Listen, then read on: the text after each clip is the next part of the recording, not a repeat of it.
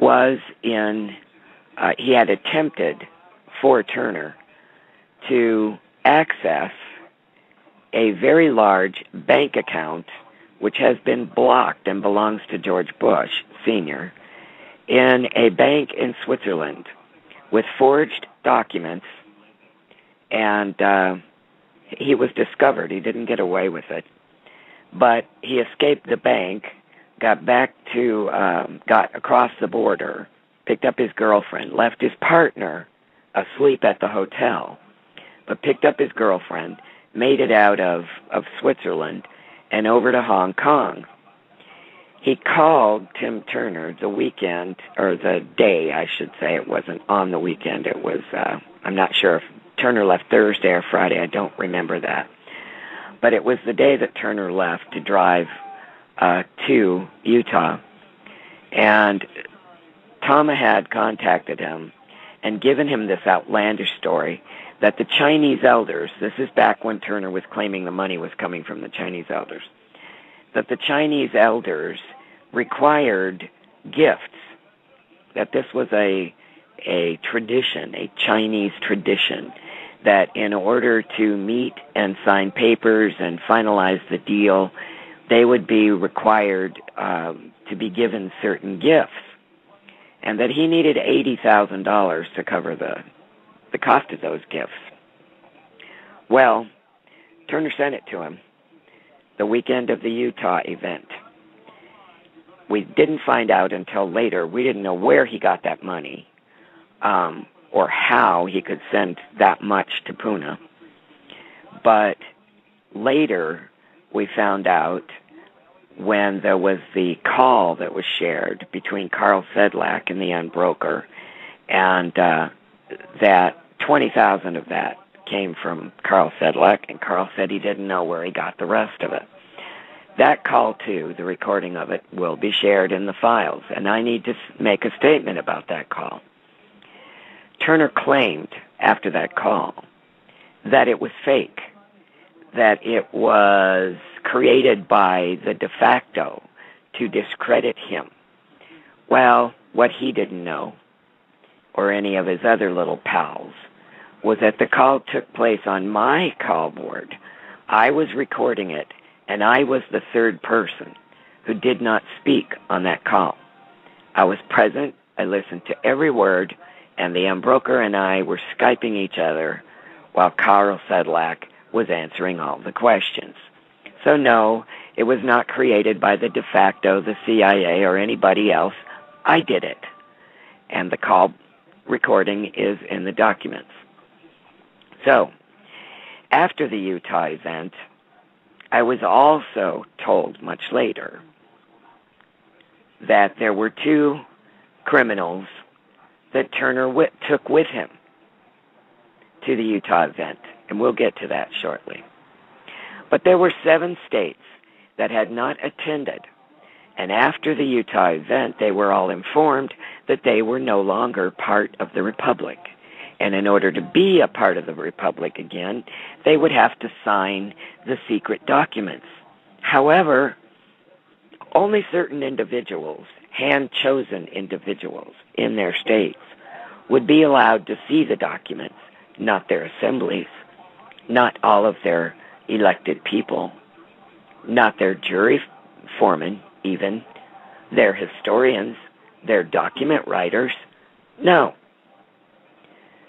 Well, the first state that he went to show the documents at actually happened because there was a governor's call, and the governors wanted questions answered and invited Turner to Kansas City, I believe it was.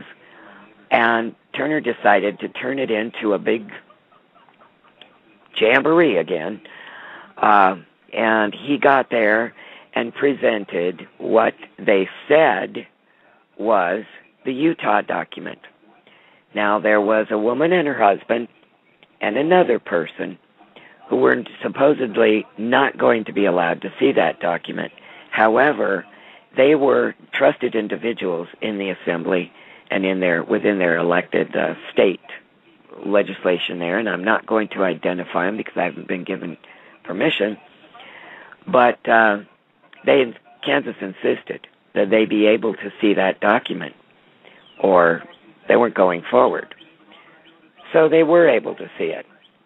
I was called after that, and I was told by this woman and her husband that they read it. They were given 10 minutes to read it, and that before she finished it, she wanted to throw up.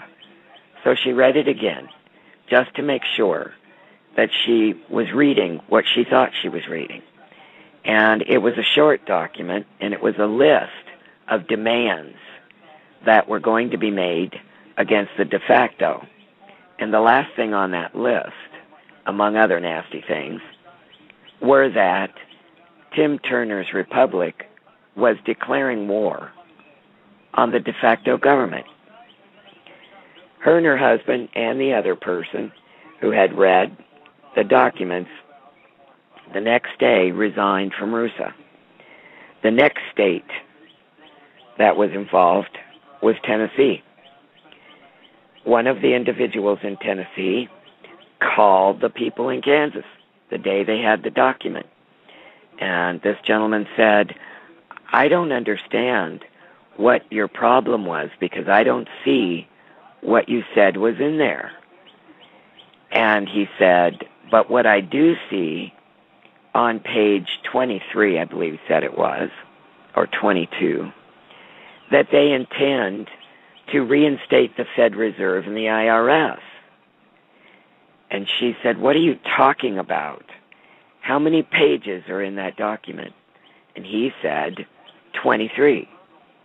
She said, the one we saw was only 10 pages long. That is when we knew they were showing different documents in different states. Now, the signatures that were given in Utah, they were all on blank pieces of paper. They did not have headers or footers or numbers. There was no way to know, for all those good people who signed those papers up there, what they would eventually be attached to. And when these documents were being shown in the various states who had not shown up, they were not attached. So there's no way to know, even to this day, what all those signatures got attached to. Did they get attached to the document they thought the people who signed it thought they were signing it and thought it was such a beautiful thing in Utah? Were they attached to that? Or were they attached to something altogether different? Or were they just a list of names to turn over? Nobody knows. And I'm not going to claim that I do. Now, I wrote a series of articles as all of this was going on, as I was uncovering things as it happened.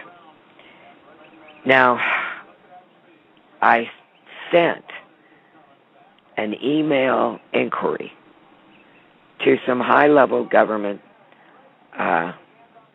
connections. I'm not going to reveal who they are. If I did, the names would be known, and that those people would be put into extreme danger or court-martialed at the very least, probably most definitely, inquiring as to Turner's status with the federal government. Was he or was he not a government official? During the time that I was waiting to get that answer back, and it took several weeks to get an answer back, I got a telephone call from a man in Alabama.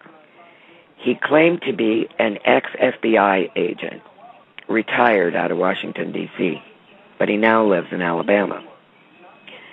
And he told me how he had met Turner at one of the little rallies there in Alabama when he was approached more than once about being recruited into RuSA, and that Turner had showed him his FEMA credentials.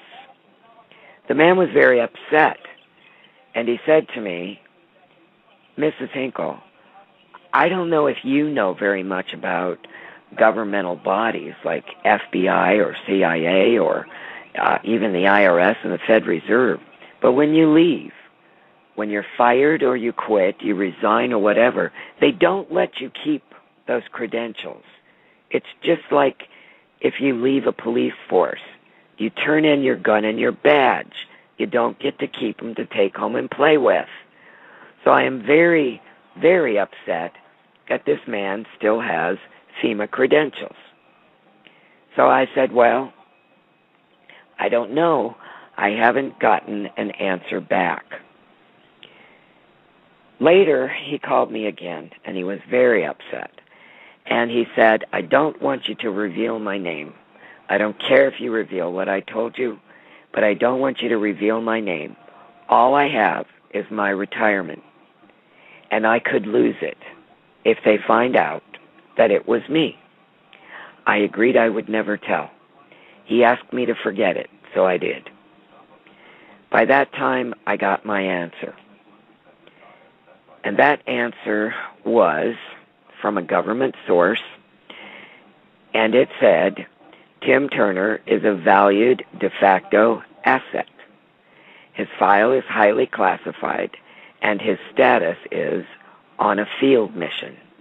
His position is with FEMA in the Crisis Management Division.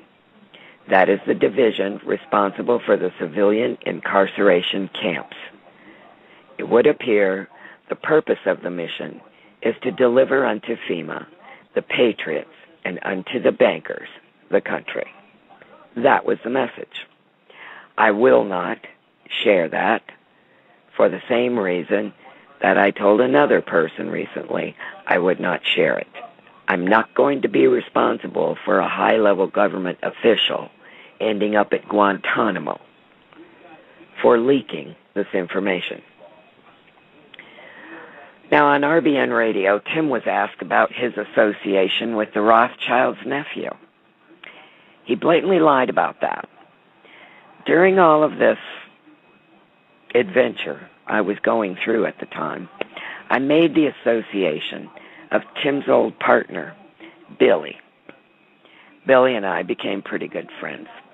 And back then, Billy was still convinced that Turner was really a good guy and that he was being manipulated by CW and the California bunch. I didn't know one way or the other for sure before I got that information about the FEMA connection. And I didn't argue with him with that. In fact, for a while, I figured he was probably right.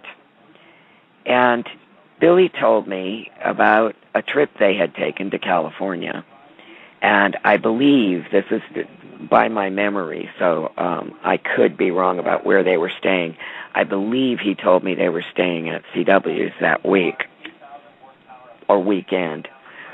And during this trip, a man and his wife showed up in a motorhome and pulled up and stayed for the weekend. Nobody knew who they were.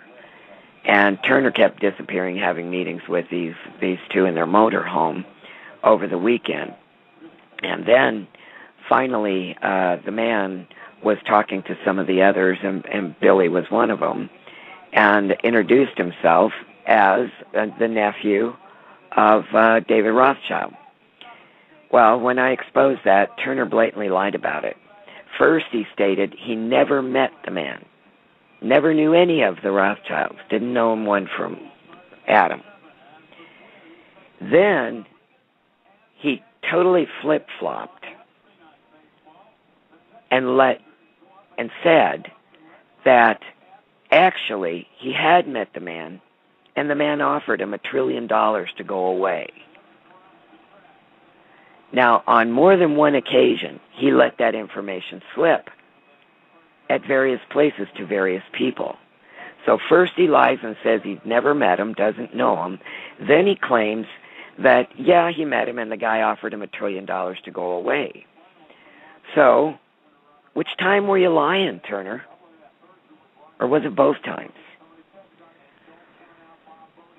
And by that time, there had been many people publicly smeared by Turner.